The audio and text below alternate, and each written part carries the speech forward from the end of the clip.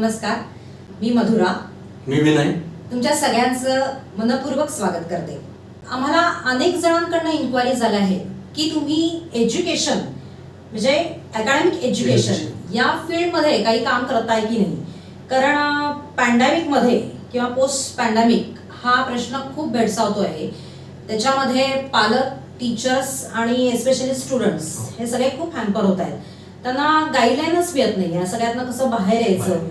Pandemic जसं आता मधुरांनी सांगितलं तसं पॅन्डेमिकचा तर पोस्ट पॅन्डेमिकचा विषय आहेच की मुलांचं अभ्यासातलं जे काही स्थैर्य होतं किंवा जे काही एकाग्रता होती, जी काही आवड होती ही खूपशी कमी झाली. पालकांना तर आव्हान आहेच, कारण ते मुलांना शाळेपर्यंत उत्तमोत्तम शाळांपर्यंत पोहोचवू शकतात, कोचिंग क्लासेसला पाठवू शकतात, होम ट्युशन्स लावू शकतात, पण अनेक पालकांना मुलांच्या अभ्यासामध्ये सहभागी होता येत नाहीये. तर त्या दृष्टीने काय करता येईल असं आपण जेव्हा आपलं एज्युकेशन विंग म्हणूया आपण क्रोमापिक्सची, ह्याच्यामध्ये आपण जेव्हा संशोधन केलं किंवा थोडाफार लोकांशी बोललो, पालकांशी बोललो, शिक्षकांशी बोललो, तेव्हा असं लक्षात आलं की एक उपक्रम आपण आधीपासून करत होतो, त्या उपक्रमामध्ये एक ऍडिशन करावी आणि तो उपक्रम जसं आपण आतापर्यंत काही 4-5 ठिकाणी राबवला तसाच तो उपक्रम वेगवेगळ्या शाळा, कॉलेजेस आणि कोचिंग क्लासेस आणि जे कोणी इन्व्हाइट करेल त्या ठिकाणी तो उपक्रम राबवावा. नाही, हा उपक्रम बेसिकली असा आहे की तो मुलगा किंवा मुलगी म्हणजे विद्यार्थी आणि त्याचा अभ्यासाशी संबंधित असलेला पालक यांना एकत्र प्रेक्षक म्हणून बसवून सादर करायचा उपक्रम आहे. म्हणजे लेक्चर असं म्हणता येणार नाही त्याला, एक वर्कशॉप म्हणूयात आपण त्याला.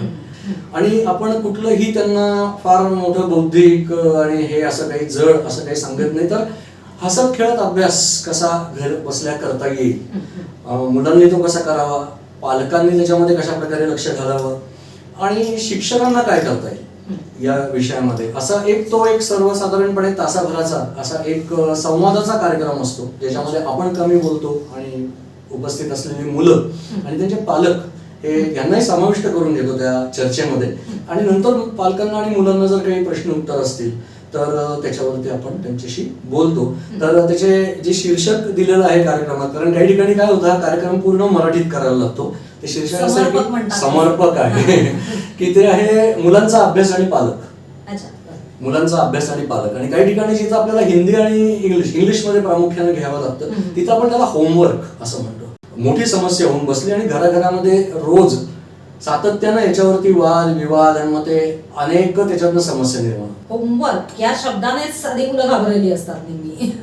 खरं की रोज येऊन आता खेळण्यापेक्षा होमवर्क कर हेच पेरेंट्स कडनं जास्त करून सारखा हॅमर होत असतं त्यांच्यावर. म्हणजे शनिवार रविवार सुद्धा मॅक्सिमम वेळ ते होमवर्क, मग ती वेगवेगळी प्रोजेक्ट वगैरे त्याच्यातच अडकलेली असतात. पण हे तुम्ही शाळा लेवल पर्यंतच करता का कॉलेज किंवा ग्रॅज्युएशन, हायर एज्युकेशनच्या मुलांना सुद्धा याची गरज आहेच आहे? कारण माझं आणि आमच्या टीमचं असं एक थोडंसं ऑब्झर्वेशन, म्हणजे आता तू पण होतीच या काही उपक्रमांमध्ये, तर आपल्याला प्रामुख्याने जाणवलं असं की हा इफेक्ट जो आहे तो 12वी पर्यंत खूप चांगलं काम करतो. आणि 12वी पर्यंत साधारण मुलांना जर एकूण त्या अभ्यासाची संस्कृती, अभ्यासाचं एक आपण ओढ किंवा आवड 12वी पर्यंत तुम्ही घरोघरी ऐकत असाल की म्हणजे अगदी घरी एखाद्याचा 10वा असावा तशी 10वीची परीक्षा आली किंवा 12वीची परीक्षा आली आणि अख्खी फॅमिली टेन्शन मध्ये असते. पण महत्वाचं हे आहे की त्या परीक्षेची तयारी किंवा त्याला सामोरं जाताना तुमच्या हातात एक वर्ष आहे. तुम्ही घरी एकत्र आहात. हाऊसवाईफ असेल तर ती सातत्याने आहे, वडील असतील तर त्यांनाही काही फावला वेळ मिळतो, काहीच मिळत नसेल तर रविवार मिळतो, शनिवार मिळतो. अशा काही वेळ जर आपण पालक आणि मुलांना समजावून सांगितलं की बाबा अभ्यास ही प्रक्रिया काय आहे, मग अभ्यासानंतर सराव ही गोष्ट काय आहे, मग त्याच्यानंतर परीक्षा लिहिणं हे काय आहे, आपल्या परीक्षेचं स्वरूप काय आहे, हे जर त्यांना समजावून सांगितलं आणि हो त्याच्याबरोबर शिक्षकांनाही समजून सांगणं, त्यांनाही याच्याबद्दलचं एक प्रबोधन घडवणं फार आवश्यक आहे. बरोबर. म्हणजे जसं आपण म्हणतो की एखाद्या कुटुंबात 1 किंवा 2 मुलं असतात, तर त्याच्या आई वडिलांना ती 2 मुलंच हा एक मोठा टास्क असतो. टीचरांसमोर तर ऍट अ टाइम 50-80 मराठी मीडियमच्या शाळांमधनं तर 80 स्टुडंट जेव्हा समोर असतात तेव्हा सगळ्यांची मानसिक आणि शारीरिक स्थिती लक्षात घेऊन त्यांना ते एज्युकेशन देणं हा त्यांच्याकरता खूपच मोठा एक चॅलेंजिंगच आहे. तू म्हणली त्याप्रमाणेच आहे की घरोघरी एक एक म्हणजे सिंगल चाइल्ड ज्याला आपण म्हणतो किंवा चौकोनी कुटुंब, 1 आणि 2 मुलं जर आपल्याला एवढे आव्हान ठरू शकत असतील तर त्या शिक्षिकेसमोर आपल्या घरच्या सॅम्पल्स म्हणून आपण त्यांना, किंवा विद्यार्थी असे जेव्हा 60 आणि 80 बसतात तेव्हा त्या शिक्षिकेचे किंवा त्या शिक्षकाचे काय हाल होत असते. त्यातनं सध्या आपण अजून एक काम असं केलेलं आहे की म्हणजे शिक्षकांनी मुलांना रागवायचं नाही, अपमान करायचा नाही, वेळं वाकडं बोलायचं नाही. आता शिवीगाळ तर कोणी सुज्ञ शिक्षक करतच नाही, म्हणजे त्याच्या हातातली छडीच काढून घेतली. तर मग आता या मुलांना कसं हँडल करायचं, हा एक म्हणजे शिक्षकांसाठी एक वेगळाच चॅलेंज आहे. तर या स्वरूपामध्ये आपण तो कार्यक्रम 1 तास ते 1.5 तासाचा ज्या ज्या ठिकाणी गरज आहे त्या त्या ठिकाणी जाऊन तो कार्यक्रम घेतो. आणि मला या कार्यक्रमाचं आणखीन एक वैशिष्ट्य असं वाटतं की कदाचित या माध्यमातून, कारण ऍट अ टाइम तुम्ही जेव्हा ही अशी वर्कशॉप घेता तेव्हा 50-50, 60-60 पेरेंट्स असतात, 60-60 मुलं असतात. त्या 60 मुलांचे 60 प्रश्न किंवा 60 पेरेंट्सचे 60 प्रश्न असे येऊ शकतात. मुलं पण नाहीतर मग टीचर आहेत ना, मग चालतं असं कॅज्युअली घेतात अनेक वेळा. त्यामुळे त्यांचे प्रश्न पण मुलांपर्यंत आणि त्यांच्या पालकांपर्यंत येणं गरजेचं आहे. आमच्या काही जे आम्ही ट्रेनर लोक आहोत, आमच्याकडे पॉवर पॉईंट प्रेझेंटेशन असतं. हा व्हिडिओ उदाहरण घेऊ आपण की हा व्हिडिओ पाहिल्यानंतर एखाद्या शाळेला, एखाद्या संस्थेला, एखाद्या कोचिंग क्लासेसला, एखाद्या सोसायटीला असं वाटलं की बाबा आपल्या विद्यार्थ्यांसाठी आणि त्यांच्या पालकांसाठी हा कार्यक्रम घ्यावा, तर ते आपल्याशी संपर्क साधू शकतो. तर अशा ह्याच्यामध्ये आपण त्याचा ऑडिओ व्हिडिओ प्रेझेंटेशन घेतो आणि त्या ऑडिओ व्हिडिओ प्रेझेंटेशनच्या माध्यमातून मी किंवा माझ्यासारखे जे ट्रेनर्स असतात ते तुमच्याशी, प्रेक्षकांशी, म्हणजे त्याच्यातले पालक, शिक्षक आणि विद्यार्थी यांच्याशी संवाद साधत साधत खेळीमेळीच्या वातावरणातनं ते प्रबोधन करायचा थोडासा प्रयत्न करतात. आणि ते इंटरॅक्टिव्ह असल्यामुळे ते बोर होत नाही. आणि असं नाही की बाबा हा ट्रेनिंग प्रोग्राम झाला तर पुढच्या ट्रेनिंग प्रोग्रामला या, आता त्याच्यापेक्षा पुढच्याला या, असं होत नाही. हाच ट्रेनिंग प्रोग्राम तुम्हाला एक इन्साइट देऊन जातो, एक तुमचा दृष्टिकोन एक तयार करून जातो.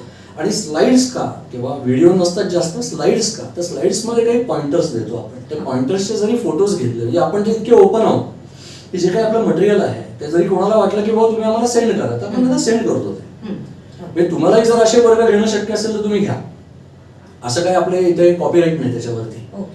तर अशा स्वरूपामध्ये हा कार्यक्रम होता. याच्यासाठी फक्त तुम्ही काय करायचं तर आमच्याशी संपर्क करायचा आणि एवढं बघायचं की मुलं जास्तीत जास्त संख्येने, त्यांच्याबरोबर पालक कंपल्सरी आहे. कारण हा मुलांसाठी काही करमणुकीचा कार्यक्रम नाही आहे आणि पालकांसाठी काही कुठला टाइमपासचा कार्यक्रम नाही आहे. हा अतिशय सिरियस कार्यक्रम आहे. सिरियस असला तरी तो खेळीमेळीच्या वातावरणात न घेतला जातो, पण हे अशा स्वरूपातला अटेंडन्स कंपल्सरी आहे. ह्या गोष्टी पण खूप महत्वाच्या आहेत, म्हणजे त्याच्यामध्ये पण ते डोक्यात ठेवून करत असतं की आपल्या काही सोशल रिस्पॉन्सिबिलिटीज पण आहेत, त्याप्रमाणे तुम्ही त्या ह्याने डिसिजन्स घेता सगळे. मला प्रेक्षकांना हेच सांगायचं आहे की तुमच्यासाठी एक संधी उपलब्ध करून गेली आहे, तर त्याचा तुम्ही जरूर फायदा घ्या. लवकरात लवकर आमच्यापर्यंत पोहोचा, आम्ही तुम्हाला मदत करायला कायम तयार आहोतच. आणि प्रत्येक आमचा मोटिव्ह काय आहे बेसिकली एज्युकेशनच्या या प्रोग्राम मधनं, ज्याला आपण मगाशी नाव सांगितलं की मुलांचा अभ्यास आणि पालक आणि इंग्लिशमध्ये होमवर्क, की घरोघरी असलेली ही जी रोजची समस्या आहे ज्याच्यामुळे ही कडकड होते ही कमी करावी आणि घराघरामध्ये होणाऱ्या या कटकटी अभ्यासाच्या कारणामुळे या कमी तरी होतील किंवा बस. म्हणजे कुठलंही प्रेशर न देता सुद्धा तुमच्या मुलांची उज्ज्वल भवितव्य घडू शकतील आणि तुम्ही नक्की या संधीचा फायदा घ्याल. वाट बघतोय. थँक्यू. नमस्कार.